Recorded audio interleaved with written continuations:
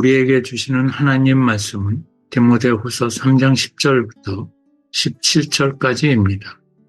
나의 교훈과 행실과 의함과 믿음과 오래 참과 사랑과 인내와 박해를 받음과 고난과 또한 안디옥과 이고니온과 루스드라에서 당한 일과 어떠한 박해를 받은 것을 내가 과연 보고 알았거니와 주께서 이 모든 것 가운데서 나를 건지셨느니라. 무릇 그리스도 예수 안에서 경건하게 살고자 하는 자는 박해를 받으리라. 악한 사람들과 속이는 자들은 더욱 악하여져서 속이기도 하고 속기도 하나니 그러나 너는 배우고 확신한 일에 거하라. 너는 내가 누구에게서 배운 것을 알며 또 어려서부터 성경을 알았나니 성경은 능히 너로 하여금 그리스도 예수 안에 있는 믿음으로 말미암아 구원에 이르는 지혜가 있게 하느니라.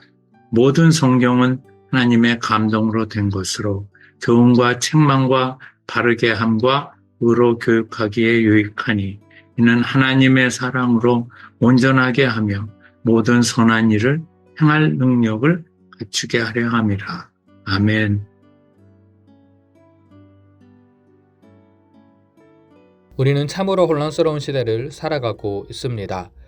나라 안팎으로 끝이 없는 갈등과 불안이 우리를 둘러싸고 있습니다. 내적으로는 정치적 갈등, 차별금지법과 같은 사회적 이슈들의 문제로 인해 어려움을 겪고 있고, 외적으로는 북한의 우크라이나 참전과 핵 위협은 우리의 마음을 더욱 불안하게 합니다. 이런 불안의 상황 속에서 우리는 자연스럽게 말세라는 단어를 떠올리게 됩니다. 세상의 끝이 다가온다라는 생각입니다. 하지만 우리가 잊지 말아야 하는 것은 말세는 요즘에 새롭게 대두되는 이슈가 아니라는 것입니다.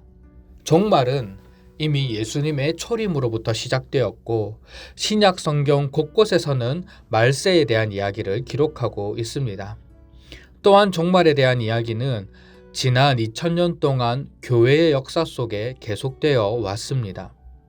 이런 상황에서 우리는 말세에 대한 걱정과 염려로 염세적이고 현실 도피적인 신앙을 가질 것이 아니라 하나님께서 어떻게 지난 시간 동안 교회를 붙드셨고 지키셨는지, 어떻게 당신의 선택된 백성을 일으키셔서 하나님 나라를 이루어 가셨는지를 살펴보면서 이 세상을 이길 힘을 얻어야 하겠습니다. 바울은 디모데후서 3장에서 말세에 대한 문제를 다루고 있습니다. 특히 1절에 말세에 고통하는 때가 이를 것이다 라고 말하며 경고하고 있습니다. 오늘 본문 12절 13절 말씀에는 말세에 어떤 일이 일어나는지 이렇게 기록하고 있습니다. 무릇 그리스도 예수 안에서 경건하게 살고자 하는 자는 박해를 받으리라. 악한 사람들과 속이는 자들은 더욱 악하여져서 속이기도 하고 속기도 하나니. 바울은 경건하게 살고자 하는 자는 박해를 받을 것이다 라고 말합니다. 여기서 박해라는 단어가 흥미로운 단어입니다. 이 단어는 단순히 외적인 어려움만을 뜻하지 않습니다.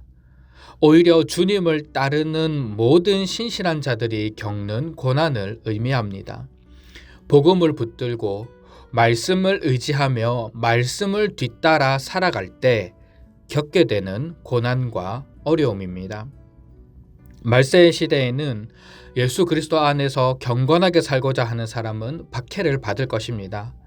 왜냐하면 악한 사람들에게는 복음대로 살려고 노력하는 그리스도인들이 눈엣 가시처럼 느끼기 때문입니다. 자신의 이익을 위해 상대방에 속이고 세상의 논리대로 살아가야 하는데 그리스도인들은 그렇지 않기 때문에 불편한 것입니다. 그 결과 당연히 하나님을 경외하며 세상과 구별되는 모습으로 사는 그리스도인들은 박해를 받을 수밖에 없습니다. 이런 시대 속에서 우리는 한 가지 염려를 갖게 됩니다. 시대가 점점 더 악해져 간다면 그리스도인들은 어떻게 될 것인가? 지금도 청소년 중에 신앙을 가진 학생들의 비율은 전체 인구의 3% 정도에 불과하다고 하는데 과연 우리 기독교는 시간이 지나도 존속이 가능한가라는 생각을 하게 됩니다. 박해를 받는다면 기독교는 과연 어떻게 될 것인가 라는 염려와 근심을 가지게 되는 것이죠. 그러나 여러분, 하나님께서는 혼란스러운 상황 속에서도 여전히 온 세상을 다스리셨고 오늘도 다스리고 계십니다. 하나님은 지난 2000년 교회 역사 속에서 당신의 교회를 친히 보호하셨고 혼란한 시대를 지나는 모든 상황 속에서 하나님 나라의 계획을 이루셨습니다. 특히 우리 기독교는 놀랍게도 박해의 시간을 지날 때 교회는 더 순결해졌고 신앙은 더 견고해졌으며 하나님을 온전히 사랑하고자 하는 그리스도인들이 많아졌습니다. 교회의 역사가 이것을 증명합니다. 우리는 염려하고 우리는 근심하지만 하나님께서는 당신의 사람들을 준비해 주시고 계시는 것입니다. 오늘 본문에도 그렇습니다. 10절 11절 말씀을 보시면 바울이 복음을 위해 헌신할 때 온갖 어려움과 고난과 박해를 받았습니다. 비시디의 안디옥에서는 유대인들이 시내의 유력자들을 선동하여 바울과 바나바를 박해해서 도시에서 쫓아냈습니다. 이고니온에서는 돌에 맞아 죽을 뻔한 일이 있었습니다.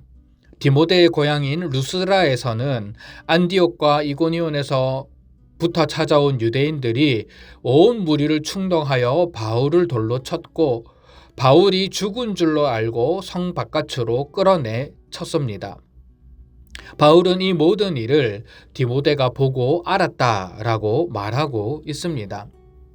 상식적으로 이런 일을 본 사람이라면 예수 그리스도를 따르기는 하더라도 복음 전하는 사람이 되기는 쉽지 않을 것입니다.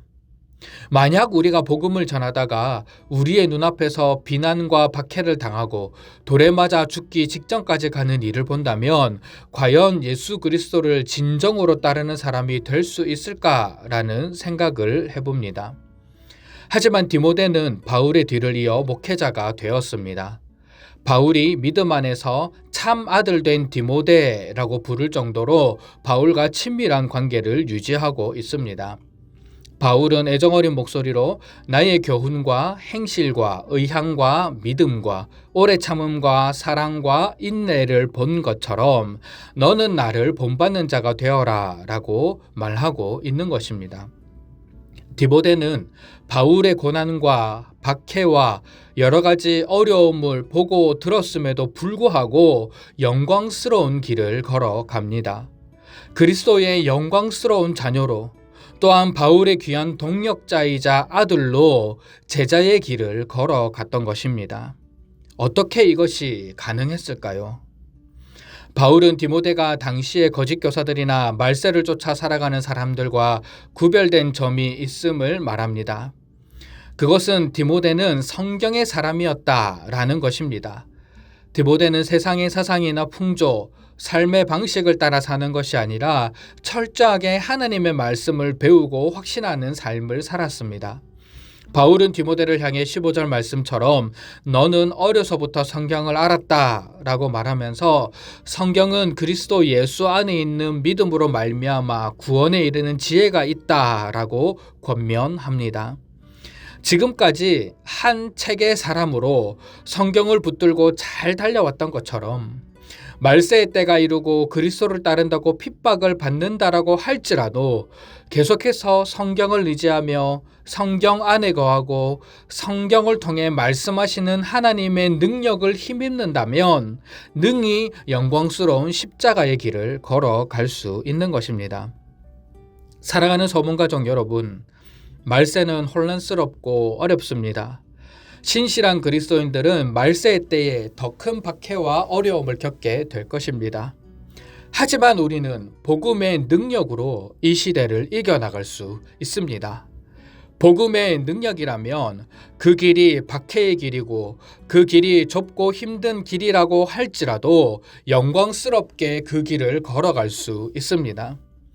성경의 사람으로서 오로지 말씀을 의지하며 나아갈 때 예수 그리스도의 십자가의 능력이 날마다 우리를 새롭게 할 것이며 어떤 어려운 상황에서도 십자가의 영광을 바라보며 넉넉히 그 길을 걸어갈 수 있을 것입니다. 그럴 때 우리의 다음 세대 또한 주저하지 않고 후퇴하지 않고 낙심하지 않고 이 말세의 시대에도 믿음으로 복음의 계승자가 될 것입니다. 바라고 원하기는 우리가 먼저 성경의 사람이 되기를 원합니다. 그리고 우리가 먼저 복음의 영광스러움을 경험하기를 원합니다.